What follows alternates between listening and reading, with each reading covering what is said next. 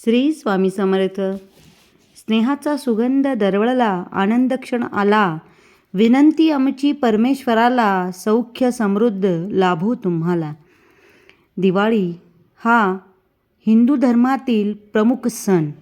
या दिवशी संपूर्ण देश हा दिव्यांनी उजळून निघतो. 12 नोव्हेंबर नरक चतुर्दशी आणि या दिवशी आपण दीपावली हा सण साजरा करणार आहोत. हा सण हा अंधारावर प्रकाशाने मिळवलेला विजय होय. या दिवशी भगवान श्रीराम रावणाचा वध करून अयोध्येला परतले आणि त्या निमित्ताने अयोध्यावासियांनी दिव्यांनी पूर्ण अयोध्या ही सजवली. तेव्हापासून हा सण साजरा केला जातो. त्याचा मुहूर्त हा सकाळी आपण लवकर उठून अंघोळ करायची आहे आणि या दिवशी लवकर उठण्याचे कारण म्हणजे एक कथा ही पूर्वीचे लोक सांगत असत की भौमासूर नावाचा राक्षस होता आणि तो जगाला हा त्रास देत होता. 16,000 कुमारिकांना त्याने कैद करून ठेवलेले होते. सत्यभामेच्या मदतीने भगवान श्रीकृष्णांनी भौमासुराचा म्हणजेच नरकासुराचा वध हा केला.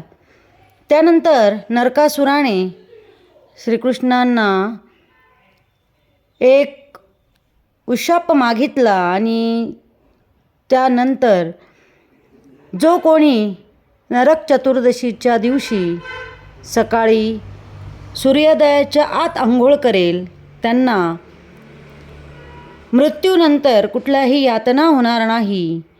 म्हणजेच जे आपण स्वर्ग नर्क या संकल्पना आहेत त्यातले नर्क हे मिळणार नाही असे सांगितले जाते.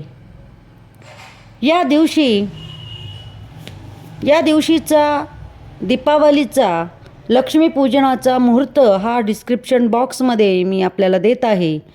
तरी सायंकाळी 5:30 ते 8:30 या वेळेत आपण हे महालक्ष्मी पूजन करायचे आहे. त्यात शक्य असेल तर 6:30 ते 8 हा काळ स्थिर लग्नाचा आहे आणि लक्ष्मी ही चंचल असून तिला आपल्या घरात स्थिर करायचे असल्यास आपण स्थिर लग्नावरच महालक्ष्मीचे पूजन करावे. म्हणून आपण या वेळेचा नक्की उपयोग करून घ्यावा. या दिवशी सकाळी लवकर उठून अभ्यंग स्नान करावे.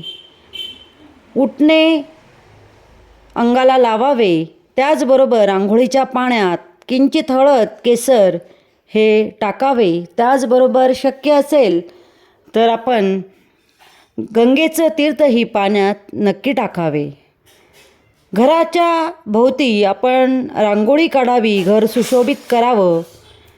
हळदी कुंकू हे आपण रांगोळीवर या दिवशी नक्की वाहावं. त्याचबरोबर हळद तांदूळ तेल हिंग याचं लेपण तयार करून या दिवशी आपण आपल्या मुख्य उंबऱ्यावर त्याचं लेपण द्यावं. त्याचबरोबर या दिवशी संध्याकाळी लक्ष्मी कुबेर व गणपतीची पूजा करावी. लक्ष्मी कुबेर यंत्राचीही आपण या दिवशी नक्की पूजन करावं. श्रीसूक्त, कुबेर मंत्र, गणपती स्तोत्र, सिद्धकुंजिका स्तोत्र म्हणावं. या दिवशी आपण शिराई किंवा झाडूची पूजा नक्की करायची आहे. सोन्या चांदीचे कॉईन, लक्ष्मीची मूर्ती याचे विधिवत पूजा करायची आहे. सुवासिनींनी शक्य असेल तर कुंकुमार्चन करावे. त्याचबरोबर दिवाळीला केलेला फराळ, लाह्या बत्ताशे, केसरी भात, डाळिंब असा आपण यथाशक्ती नैवेद्य दाखवावा. त्याचबरोबर सगळ्यात महत्त्वाचं की आपलं घर हे दिव्यांनी प्रकाशित करायचं आहे. पणत्या घराबाहेर लावायच्या आहे. एक पंती देवाजवळ ही नक्की लावायची. त्याचबरोबर आपली ग्रामदैवता आपण राहतो त्या ठिकाणचं जवळचं देवीचं मंदिर असेल तिथेही आपण एक पंक्ती नक्की लावायची आहे. त्याचबरोबर मिठाईचा नैवेद्य दाखवायचा. सर्वांना शक्य असेल तर मिठाई वाटप करायची. आपल्या यथाशक्ती आपण काहीतरी गिफ्ट किंवा निदान शुभेच्छा तरी आपण इतरांना द्यायचे आहेत. कारण सुख हे वाटल्याने वाढते. म्हणून आपण या दिवशी नक्की सर्वांना शुभेच्छा द्यायच्या आहेत. दुर्गा चालिसा, सिद्धकुंजिका स्तोत्र या दिवशी नक्की वाचा. या दिवशी मन प्रसन्न ठेवायचं आहे. घरात वादविवाद टाळायचे आहे. मोठ्यांशी आदराने बोलायचे आहे. या दिवशी फटाके वाजवायचे. त्याचबरोबर या दिवशी काळे किंवा निळे कपडे आपण घालायचे नाही आहे. शिळे अन्न खायचे नाही आहे. मांसाहार किंवा मदिरापान या दिवशी प्रकर्षाने टाळायचे आहे. या दिवशीचे रात्रीचे काही उपाय आहेत ते मी तुम्हाला सांगते. ते रात्री करायचे आहेत. रात्री 12ला आपण कमलगट्ट्याच्या किंवा स्फटिकाच्या माळेवर महालक्ष्मीचा मंत्र, जो कमलालय मंत्र आहे, तो 108 वेळेला कुलस्वामिनीची प्रार्थना करून नक्की म्हणायचा आहे. त्याचबरोबर बेल, पिंपळ किंवा आवळ्याचे झाड, आपल्या जवळ जे झाड असेल त्याच्या बाजूला आपण रात्री 12 ते 12:30 या दरम्यान आपण तिथे एक दिवा लावायचा आहे. त्याचबरोबर आपण आपली जी पूजा केलेली आहे त्या पूजेमध्ये आपण जे काही कॉईन किंवा नोटा ठेवल्या आहेत त्यापैकी आपण एक कॉईन आपण रात्री 12 वाजता, शार्प रात्री 12ला आपल्याला ते कॉईन उचलायचे आहे. कुलस्वामिनीला प्रार्थना करायची, महालक्ष्मीला प्रार्थना करायची आणि रात्री 12 वाजता ते आपल्या तिजोरीमध्ये ते स्थापित करायचे आहे.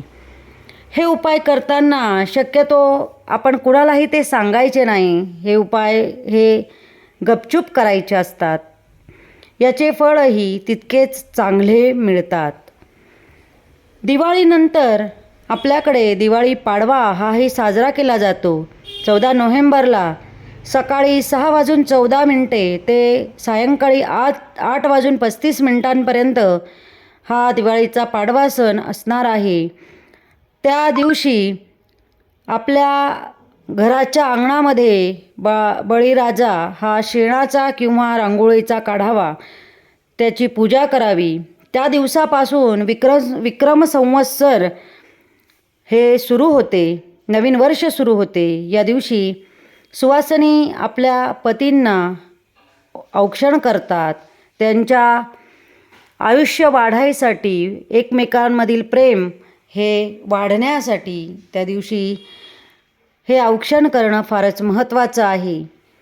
त्याचबरोबर लग्नानंतर नवविवाहित जोडप्याला या दिवशी मुलीच्या माहेरी बोलवले जाते. सासरच्या मंडळींकडून जावयाला खास आमंत्रण दिले जाते व दिवाळ सण हा साजरा केला जातो. या दिवशी 3.5 मुहूर्तांपैकी एक मुहूर्त असल्याने नवीन खरेदी, सोने चांदीच्या वस्तू व आपल्या धनामध्ये वृद्धी होईल अशा वस्तू या दिवशी खरेदी केल्या जातात. या दिवशी सर्वांनी आनंदाने, एकोप्याने एकत्र येऊन हा सण साजरा करावा. अशी दिवाळी आणि पाडवा या दोन्हीही सणांच्या दिवशी आनंद द्विगुणित करा व सर्व आपल्या पिढीजात जे चालत आलेले आहेत ते नक्की या दिवशी आपल्याला करायचे आहे. माता लक्ष्मी, कुबेर यांचा वास आपल्या घरामध्ये नित्य राहावा यासाठी कुबेरदेवाची सुद्धा आपल्याला प्रार्थना करायची आहे. कुबेराचा मंत्रही आपल्याला म्हणायचा आहे. शक्य असेल तर उत्तर दिशेला जी कुबेराची दिशा आहे त्या ठिकाणी आपल्याला कुबेर यंत्र हे लावायचं आहे किंवा त्याची पूजा करायची आहे. छोटे उपाय आहेत. ही दिवाळी आपल्या सगळ्यांना खूप छान धनसंपदा, आयुर आरोग्य देणारी राहो ही ईश्वराचरणी प्रार्थना. दिवाळीच्या खूप खूप शुभेच्छा. नेहा जोशी, दत्त अनघा वास्तू रिसर्च सेंटर.